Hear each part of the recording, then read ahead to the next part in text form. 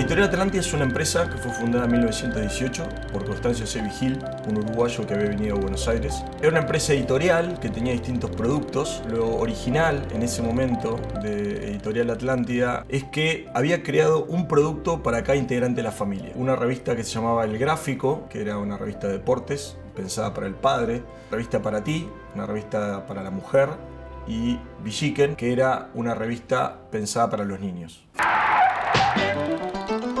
Una espera que concluye.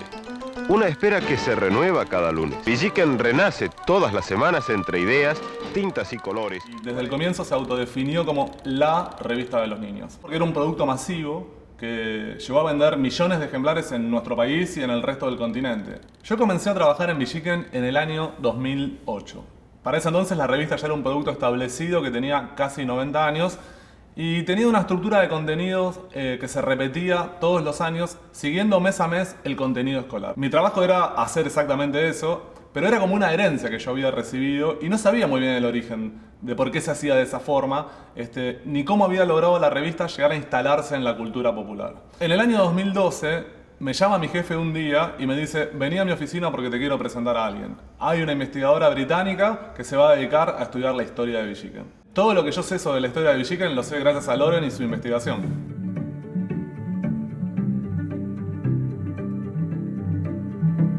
I started researching Villiquen because of my interest in Argentine popular culture and nation building.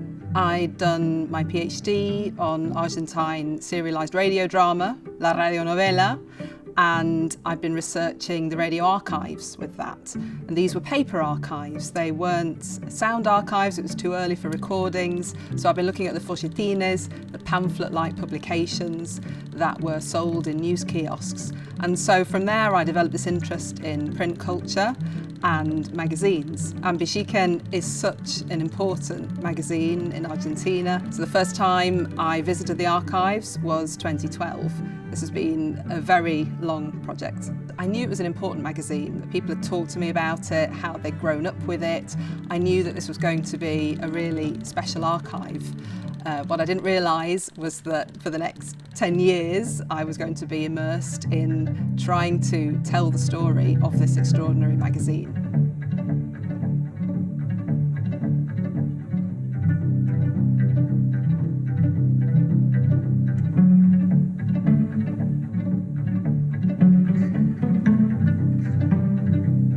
Villiquen found its way into the national consciousness through its provision of educational material. This was packaged to be visually attractive, to be an alternative to what was offered in school books, and it meant that teachers could use it in class and they could set homework with it. Sabemos incluso que hay casos de personas que no pudieron ir a la escuela y que su educación la hicieron leyendo Villiquen. There were lots of challenges in completing this research project. One of the main ones was the sheer size of this archive that you can see here. It's about 500 leather-bound volumes of this magazine. There's a total of 5,144 issues that were published over 100 years. My original plan was to just look at the literature within the archive as a way of dealing with the vastness of the material. But in the end, I've ended up researching the entirety of Villiquen. And that came about because I was able to work in the archives in Buenos Aires and also spend time with the people who work in Villiquen, and in particular the director, Erwin.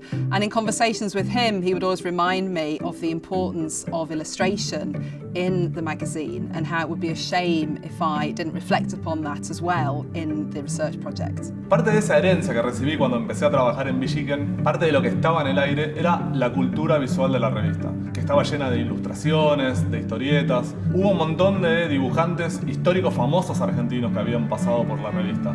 Entre ellos creo que el más destacado era Lino Palacio, que durante 30 años trabajó ilustrando las tapas de la revista. and they're lovely. They're charming and irreverent, and they're always on the side of children, making fun of adults. But when you look at them in the context of a research project, you see the patterns of gender representation that are reflected in other parts of the magazine. The boys are rebellious, they're always outside having fun, they aren't the most conscientious of pupils. When girls get into scrapes or demonstrate their ingenuity, it often revolves around the use of household objects because they're playing at their future role of housewives. And every March, which is the return to school after the summer holidays, you'll have a cover and you'll see a girl dragging her reluctant younger brother to school. So the girl is playing out her role as the future moral guardian of the family. And when girls do get to play, they play at being future mothers. Bijiken, of course, is not inventing these representations. They're found in the school material of the time and in the culture generally. But what the magazine does is play a role in the perpetuation and amplification of these norms as they're circulated massively in print throughout the country. One of the contents that Bijiken provided year on year was material linked to key historical dates.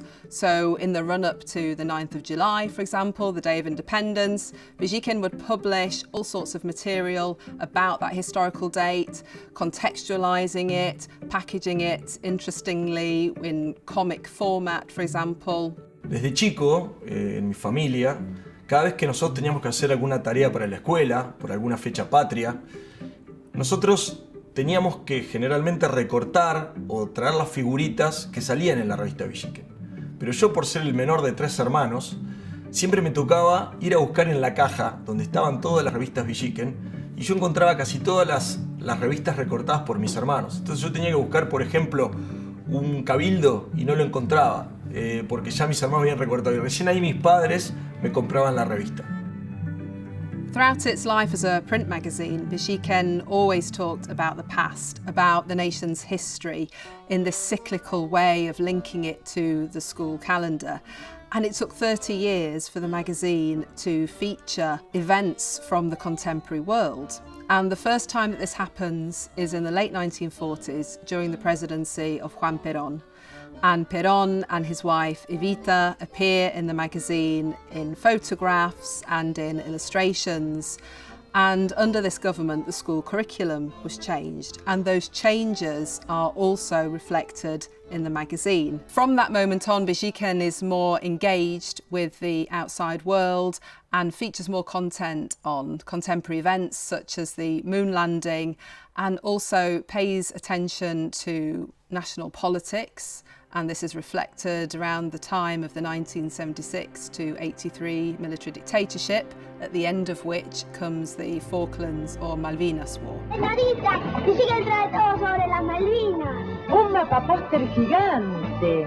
Y además, todo el operativo Reconquista. Historia, geografía, su fauna. The magazine's coverage of the Malvinas Falklands War happens in real time. And it's done in classic Bijiken fashion, with lots of educational material there to contextualise the war, and also with the presence of comics. There's a series of comics by Roberto Regalado that tell the story of the war as it's happening. And these comics show the glory and excitement of war, and they're aimed at boys who aren't much younger than the conscripts who were sent off to fight. Attacked the Falkland Islands yesterday and established military control.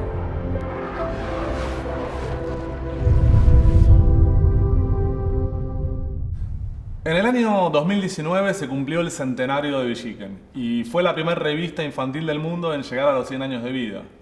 Esto obviamente fue un motivo de mucha alegría para nosotros, pero se dio en un contexto difícil porque había una crisis mundial de las revistas impresas y la caída de las ventas era notoria.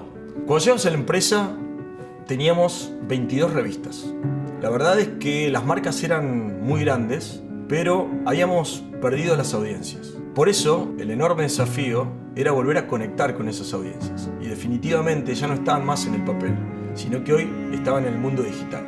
Bijiken particularmente tenía un doble desafío, porque teníamos que mantener esa esencia que le había hecho tan grande. This complex time for Bichiken also coincided with the run-up to the centenary. So that was the moment at which Bichiken could really reflect upon how far it had come and also what it wanted to be in the future. En esa búsqueda de diseñar el futuro de nuestra marca, nos fue de gran utilidad la investigación de Loren, porque nos permitió entender cuál era la esencia de Bichiken, cuál era el ADN de nuestro producto, y saber qué cosas teníamos que mantener y qué cosas teníamos que cambiar en este cambio de época que venía, en este cambio de plataforma. And it was clear that Bichiken had to evolve, not just beyond print and onto new platforms, but also to reflect upon the content and to create new narratives that were potentially more inclusive than they had been in the past.